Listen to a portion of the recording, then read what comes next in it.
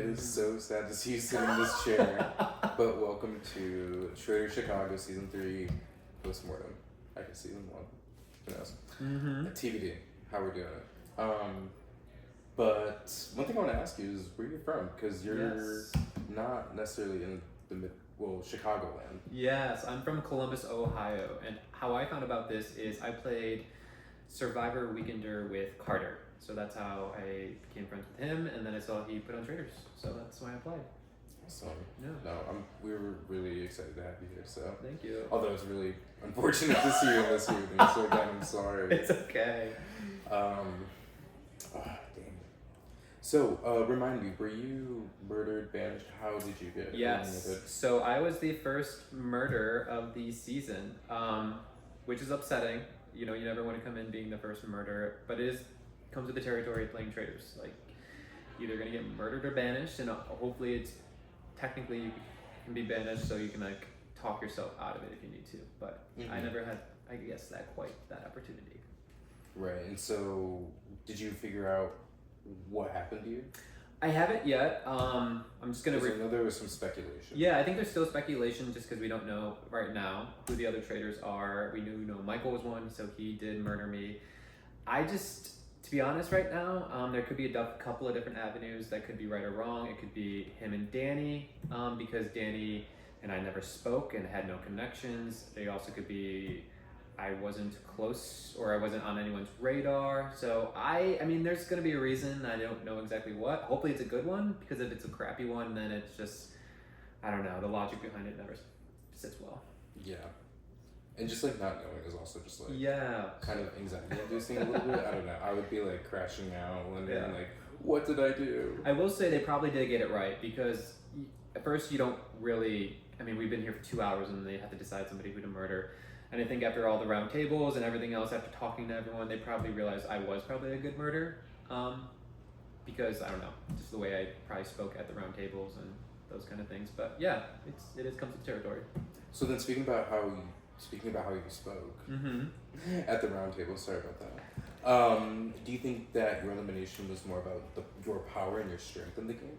I think so. I personally think my biggest strength and asset is, one, socially. I think I can get along with anyone and form those bonds. And two, strategically, I think I was calling out things at the round table that people weren't thinking of, or even, I don't know, logically had on their minds. So I think that just put a target on my back. But I'm glad I was able there to influence and wield some influence, and Will, myself, Michael make some good round tables for everyone. Nice.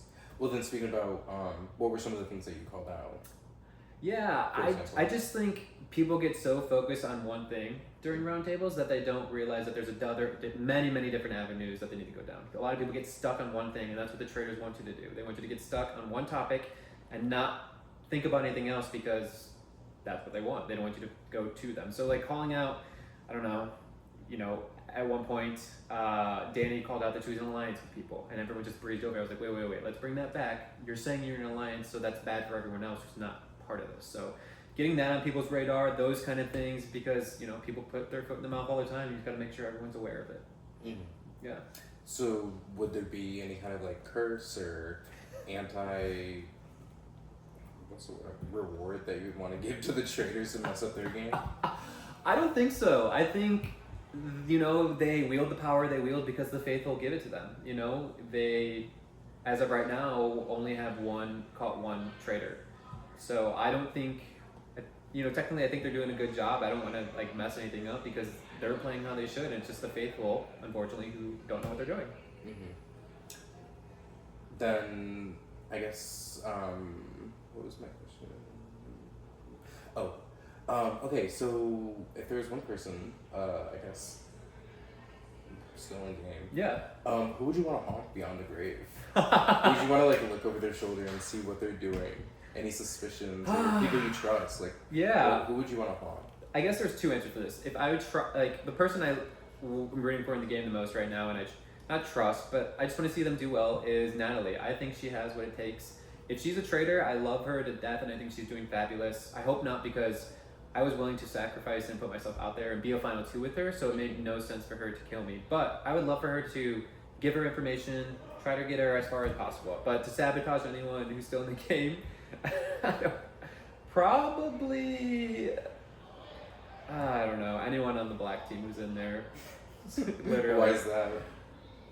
They just go on some rampant pointing fingers and they don't stick to a storyline, which is, it's too much. I just can't handle some of their logic and thinking, so yes. I don't think they need help. Korey, is there any other secrets, any secret alliances, strategy, things that you wish you could have done, any point in the game that you would have changed or done differently? Yeah, so honestly, there's not much I can change because I was the first one murdered, and then after that is mostly, you know, my time in the game was reliant on the battle pack. So I think I did everything honestly perfect because once people started to socially, I don't know, interact with me more, they realized probably I would have been a better asset. I had alliances. I don't speak about them at roundtables like people, like you normally should not. Mm-hmm. I was working. Good strategy. Yeah, so I was working with Natalie, and then she was my number one, and you know, good for her if she's a traitor. But yeah, she was my number one, and then on the right, you know, because we were separated for so long, on the red side, I was working with Alex and Abby too. So I was trying to work and wield as much different things, and I guess like a little bit of tidbit is, people were thinking we shouldn't share secrets or share things with the red team between teams, but that's like the last thing you want to do. You want to share things with everyone. You want everyone to be suspicious of everyone because then it's not on you. So yeah, I just wanted to cause as much chaos and tell everyone everything that I ever heard. Mm-hmm. So okay, so then let's say people that are watching, applying for season 4 TBD. Yes, you should apply. What would be your like one piece of advice playing this LRG? Don't be likable. That's true. I was likable, but there were some people like Danny on production who kept trying to call out my tea, and I'm like, I'm literally just like chilling. Sitting here. Yeah, so I don't know. That's Scorpio energy. So no, there's a different couple of things. You don't want to stand out. Unfortunately, when you're in 2 teams, it's just, that's, you know, you're limited to that. It's easier to hide in 20 people than 10 people. Mm-hmm. So that was what I was hoping was going to happen. I would be able to hide a little bit and then build those bonds. But since we were down to 10, it didn't really work that way. So I guess if, you know, you come into the game, hide, and also form those bonds, and who cares if they're traitors or not? You want numbers on your side here because that's going to help you in the long run. Be like, I have your back, you got my back. Let's just get through the first couple because we don't care right now. Mm-hmm. Awesome. And then I guess my final question, how was your experience? Did you have fun?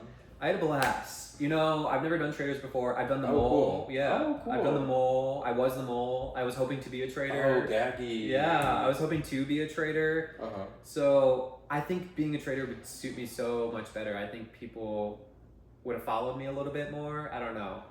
But the thing that was against me was I could just sell that I was dead, and I think we all knew I was dead. So that kind of helped me ease into the game. But yeah, I don't think I would change anything. I mean, I hopefully last longer, but I would love to play the traitors as a traitor. That would be the next thing. Yeah.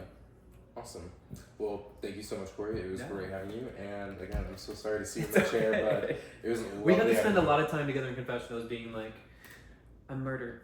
Literally, I'm like, no, you're not. I don't know what you're talking about. Yeah, I swear, every time you talk about the antidote, I'd be like, so like, maybe there's an antidote for Korey. Like, you know? Oh. But I tried as thank you. Best sway I had with Carter, even though he doesn't take my bullshit. No. So I don't know where that was going. But no, it was very lovely having you, and thank you. I'm excited to hang out after this. Yes, I'm looking forward to it. The reunion and the after show. Yes.